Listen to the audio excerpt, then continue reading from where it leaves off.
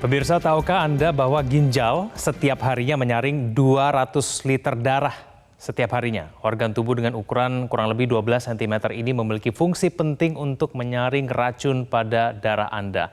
Penderita gagal ginjal harus mengeluarkan setidaknya 1 juta rupiah untuk melakukan 1 kali proses cuci darah. Nah, apabila sedemikian mahal dan sedemikian penting bagi tubuh, kenapa kemudian bisnis perdagangan ginjal ini tumbuh subur? Seberapa mahal kemudian jual ginjal? Pemirsa, inilah deretan fakta untuk Anda dalam segmen Fact Check. Kita akan ikuti informasi yang pertama, pemirsa, ini mengenai data-data yang kami tampilkan kepada Anda. Ini berkaitan dengan penggerbekan yang berlangsung di Bekasi. Ini menunjukkan sejumlah fakta penting bahwa ada 1 tersangka yang ditangkap dan kemudian ada 6 pendonor ginjal yang diamankan. Mungkin bisa ditampilkan di slide selanjutnya, pemirsa. Ya, ini dia, bahwa ada 1 tersangka dan 6 pendonor yang ditangkap. Nah, rumah di Bekasi ini hanya menjadi rumah penampungan karena setelah mondok di situ, para pendonor disebut akan dikirimkan ke luar negeri. Nah, keterangan sementara dari pihak kepolisian menyebutkan pendonor ini akan dikirimkan ke Kamboja. Sementara berdasarkan keterangan dari para tetangga, para pendonor ini yang tinggal di rumah Bekasi tersebut mengaku mereka akan dikirimkan ke Malaysia. Kita ke informasi berikutnya, pemirsa. Nah, fakta berikutnya, para pendonor ini dijanjikan akan mendapatkan uang sebesar 135 juta rupiah. Nah, angka ini dapat setelah ditemukan akun di media sosial yang siap membayar sebesar 135 juta rupiah bagi yang mau mendonorkan ginjalnya. Nah, kasus ini terungkap setelah ada kecurigaan dari kalangan masyarakat bahwa aktivitas di rumah kecil di Kabupaten Bekasi ini ramai.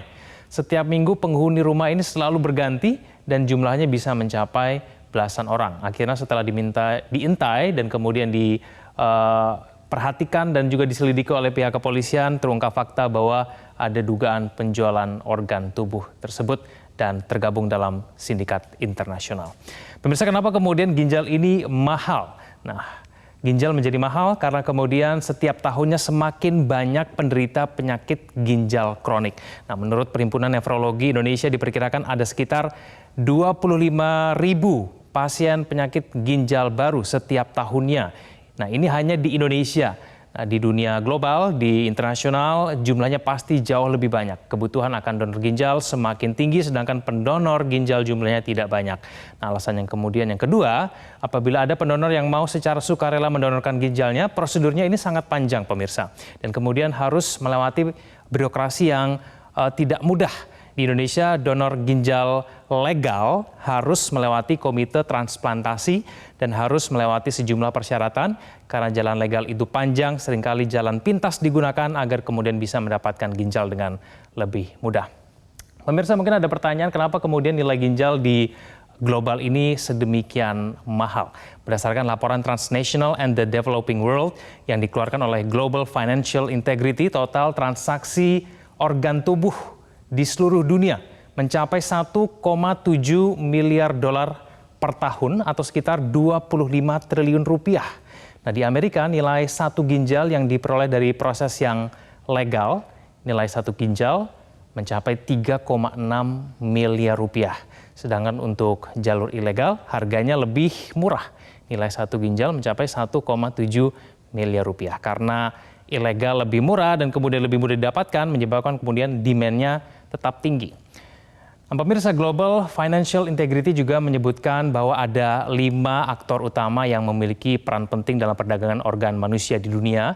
Mereka adalah pemasok, ada penerima, ada maklar, ada tim transplantasi, dan kemudian ada oknum di pelayanan publik. Nah, bisa dikatakan jaringan internasional penjualan ginjal ini memiliki sindikat mulai dari hulu hingga ke hilir. Pemasok biasanya menyediakan organ yang ingin dijual dan kemudian dengan mudah didapatkan dari negara-negara berkembang yang miskin dan tidak berpendidikan, sedangkan penerima berasal dari negara-negara maju, berperan untuk menerima organ tubuh tersebut. Nah, yang ketiga, maklar adalah individu yang merekrut pemasok dan petugas medis yang bekerja sebagai tim transplantasi.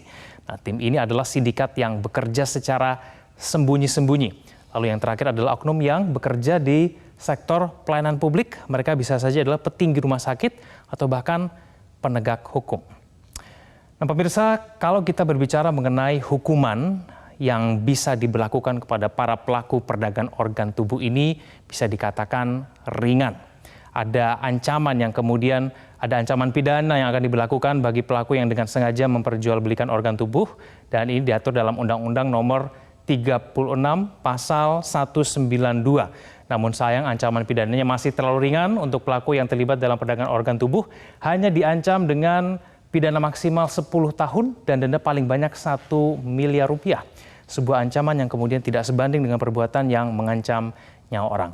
Pemirsa, salah satu cara agar kita kemudian bisa ikut berperan melawan kejahatan penjualan organ tubuh adalah dengan cara menjaga kesehatan organ tubuh masing-masing.